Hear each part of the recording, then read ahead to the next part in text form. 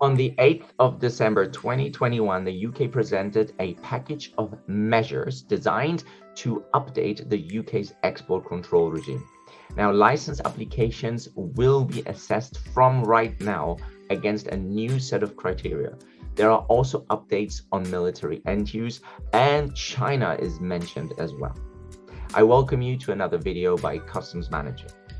Here in this channel, we look at all things customs and global trade, import, export, transit, special customs procedures to save you money, free trade agreement, and of course, export controls. And if you like this kind of stuff, then subscribe, like, and of course, share this video with other like-minded people so more people get to discuss, debate, and inform about the matters that are important to your business. Let's go. So the UK implements an export control regime for military, dual use, and other sensitive goods, so items and technologies. And they have a dual objective. On one hand, to promote security, whilst facilitating responsible exports. And with these controls that the UK has, the country can ensure that goods exported from the United Kingdom do not add to the proliferation of weapons of mass destruction and do not lead to a threatening buildup of conventional weapons. And with this quite strict licensing regime, the UK can then decide who has access to the UK's defense and military, those sensitive technologies and goods. Moreover, of course, export controls from the United Kingdom prevent the use of strategic items where they are not intended to, and that's good for those producing those items, notably the military and the defense security industry. Because the legitimate global trade in military equipment and technology, as well as dual-use items, of course, is important. It enables governments to protect our citizens, to preserve the laws and security of the land, and prevent criminals from getting their hands on these weapons. And of course, they defend against external threat as well.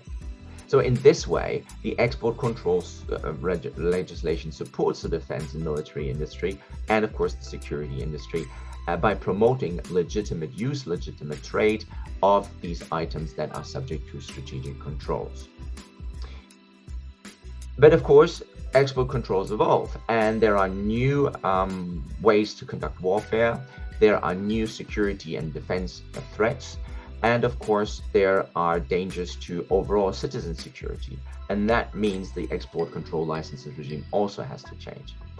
And so in the December 2021 update, the UK revised the so-called strategic criteria for export controls. And these are, as you may know, formerly known as the strategic export licensing criteria. And these are these criteria against which licenses are assessed in the UK. And these criteria are now applied, or have always been applied, now in the revised version from immediate effect, for items and goods and software and technology that are on the dual use and military lists of the United Kingdom. And that concerns the export, the transfer, the trade, so the brokering and trafficking, and also the transit or transshipment, as it is known in some parts of the world, of these strategic items and associated technology and software.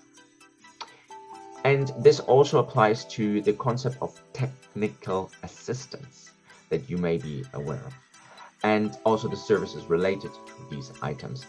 And if these services are subject to control, then these criteria will be used accordingly.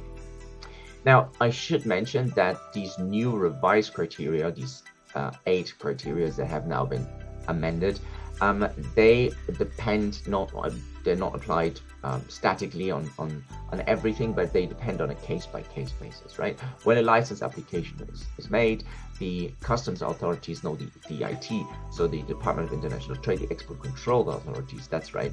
They are going to look at this and say, well, which criteria applies here, and it's not a general consideration. So the UK is also on record of saying, so just to ease concerns here, that they will not refuse a license on what could be a hypothetical threat or a pure speculative threat. What could be in what situation is going to be a real concern that they're gonna assess your licenses with, and if there's a real concern, they might refuse a license. Now, as I mentioned, there are some other changes. There is an extension to the catch-all provisions for military end use, and this is because the UK feels that the EU interpretation of military end use is not sufficient anymore, and that is the second change that we will see in 2022, and that is the definition of military end use. So currently, as you know, also under EU legislation, the control can only be applied to the export of otherwise non-controlled items. So this is the catch-all provision, which are intended for the use in components for the productions of equipment, of military equipment, in an embargoed destination. And this does not allow the UK feels to address the current threat of national security, international peace and security, human rights issues that have been arising by the use of non-listed military items or items in general in the use of not only the military but also the police and security forces. And if that happens, if these non-controlled items are used for gross international human rights violations, then that should be prohibited. So now the new definition targets not only the military, but also paramilitary, security forces, and police forces in destinations that are subject to an arms embargo. So this will happen in 2022. There'll be an amendment of what's known as military end use in the Export Control Order of 2008, and that will remove the limitations that constitutes military end use. And as always, and this only applies, of course, where businesses have been informed by the Department of International Trade. So these controls will only be imposed where a government informs an exporter that the proposed export is intended for a military end use. The control would only be applied where the government informs the exporter of the proposed export, or where it is intended or known that the military will use this in an illegal way in an embargoed destination. And where that is the case, then licenses would be refused and you wouldn't be able to export. And then we have exceptions to that rule, of course, as always, to minimize the impact on legitimate trade. Obviously, for medical supplies and equipment, food and clothing and other consumer goods, there are exceptions. So the hospitals can still be delivered. There will be medical services that are still then authorized. Now, I mentioned China. So China is also subject to military controls, and that is where anomalies and inconsistencies in the UK export control regime have been found in relation to China. And that also has its origin in the EU, because there is a weird arms embargo legislation that the EU has, where member states could not really agree whether a long time ago to put China under an export control regime, and therefore there's this kind of fudged legislation, and the UK now feels that it could change that, and so it now adds China to the list of destinations subject to military and use controls.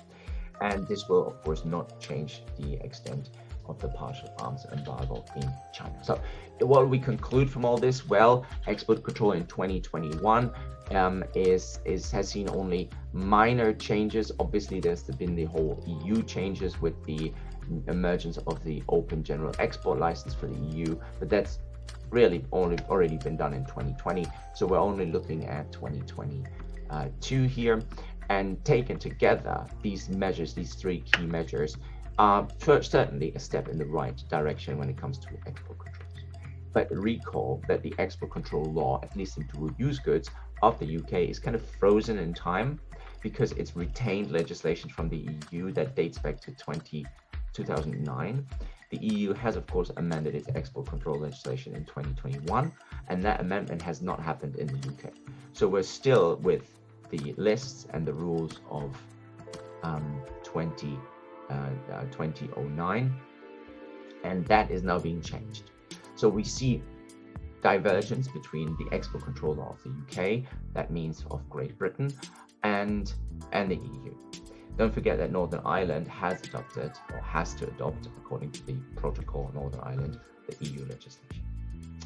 So nevertheless, the amendments that have already been enforced now and will be enforced in 2022, they strengthen the UK's ability to prevent export that might otherwise be directly or indirectly used to facilitate human rights violation, and that is especially for destinations subject to military end-use controls. Of course, the question is, what happens to those human rights abuses where the destination is not a military end-use control? But that's a subject for another video. So I hope you like this. If you like this video and this kind of information and discussion, then please give it a like and then share it with others that might be interested in the topic as well. And of course, hit that subscribe button. We appreciate it because then we can make more videos like this. Hope you like this. Thank you for watching and see you next time.